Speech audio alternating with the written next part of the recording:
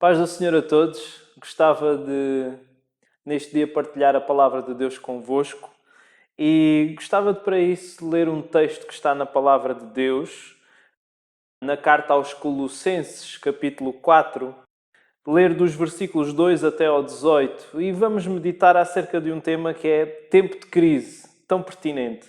E a palavra de Deus diz-nos assim: perseverai na oração, vigiando com ações de graça. Suplicai ao mesmo tempo também por nós, para que Deus nos abra porta à palavra, a fim de falarmos do mistério de Cristo, pelo qual também estou algemado, para que eu manifeste como devo fazer.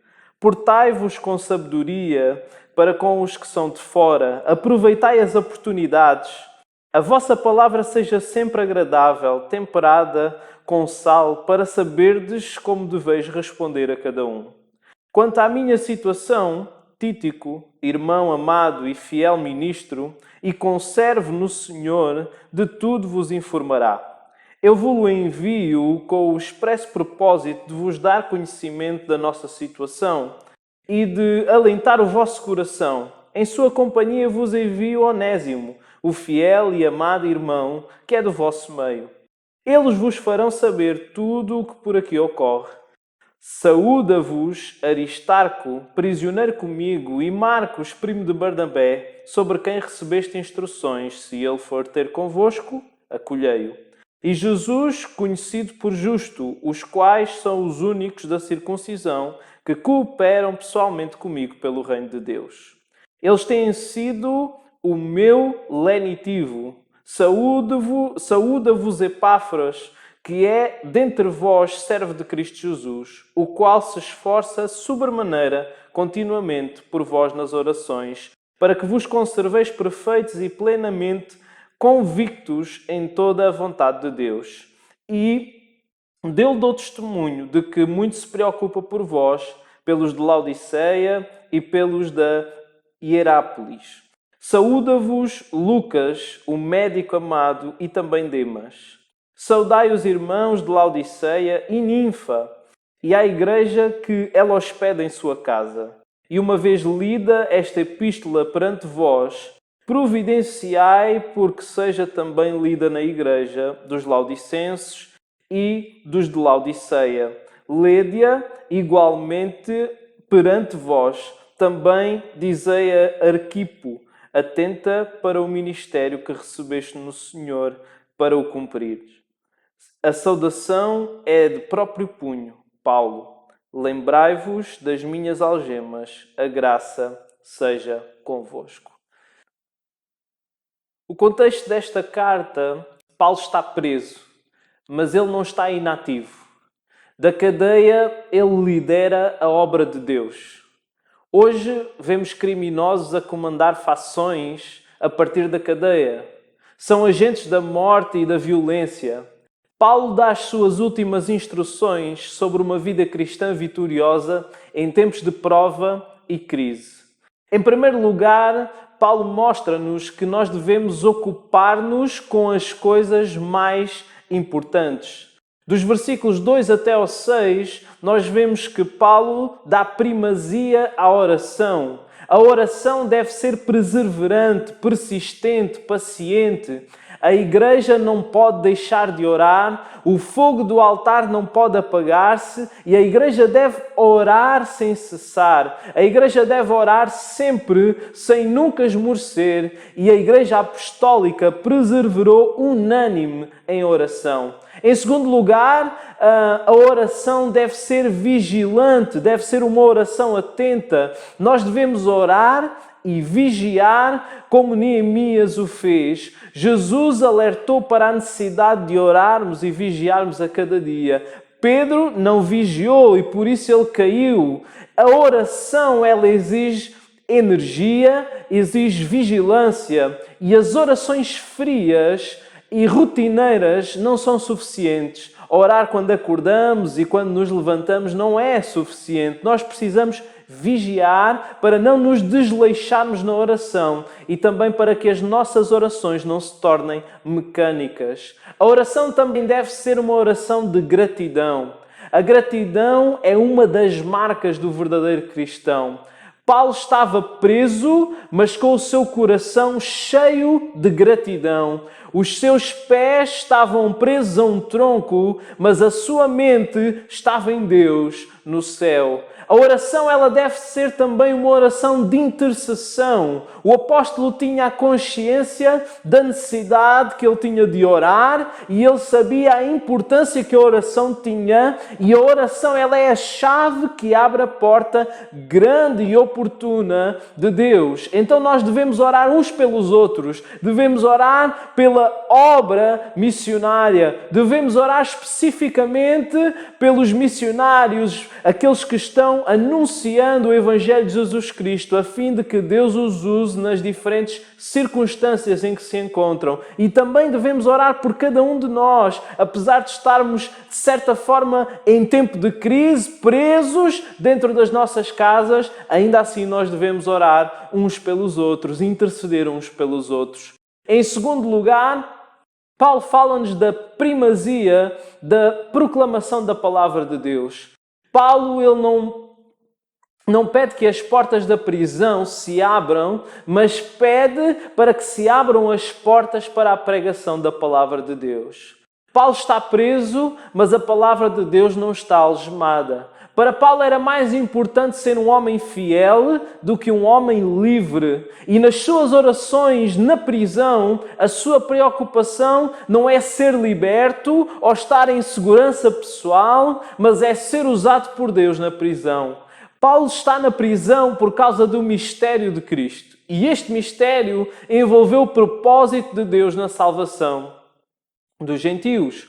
Paulo quer que Deus o abençoe exatamente no assunto que o levou à prisão.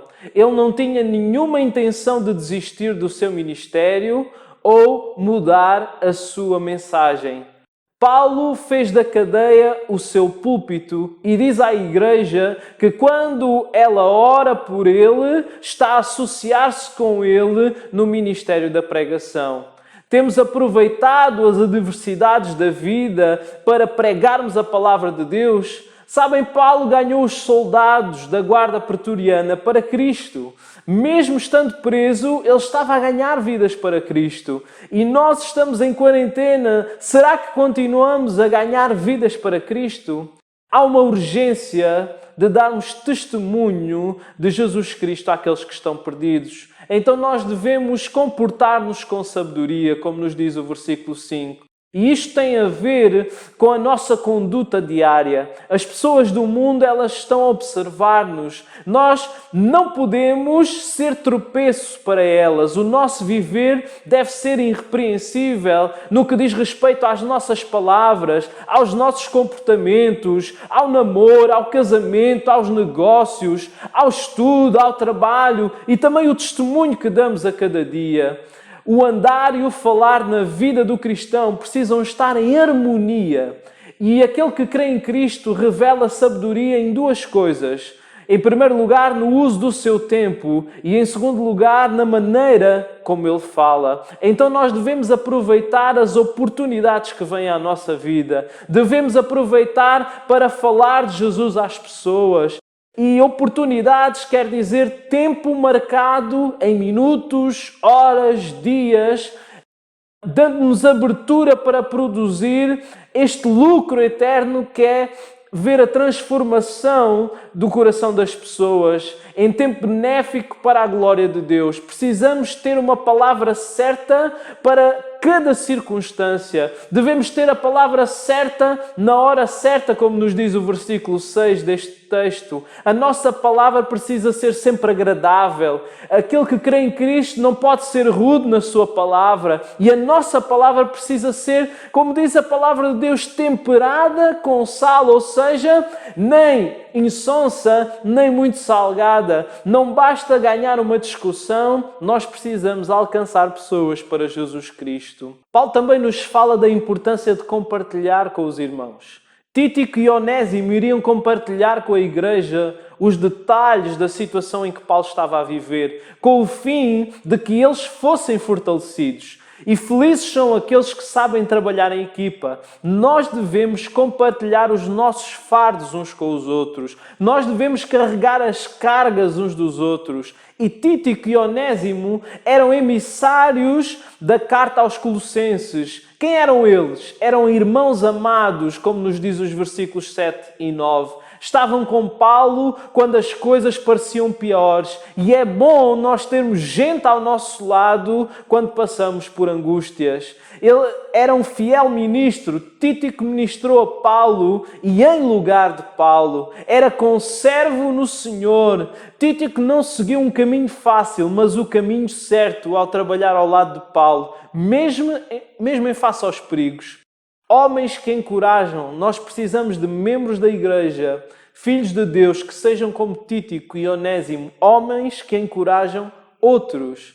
Nós devemos também cultivar relacionamentos significativos. Nós vemos isso dos versículos 10 até ao 18. Os homens que ficaram com Paulo na prisão, Aristarco, João Marcos, Jesus, eram judeus e Lucas era grego, e estes permaneceram com Paulo na prisão para dar-lhe assistência. Estes homens eram conhecidos como aqueles que são lenitivo, ou seja, somos nós portadores de alívio, de consolo, de bálsamo. A nossa presença abençoa os outros que estão à nossa volta. Sabem, Aristarco era de Salónica. Ele era companheiro de Paulo nas suas viagens. Aristarco, ele tinha arriscado a sua vida na conspiração contra Paulo em Éfeso. Ele viajou com Paulo até Roma. Ele estava ao lado de Paulo. Ele não importava qual fosse a situação, mesmo na revolta em Éfeso, na tempestade para Roma e agora na prisão em Roma. Ele era daquele tipo de amigos que não foge quando as coisas ficam difíceis.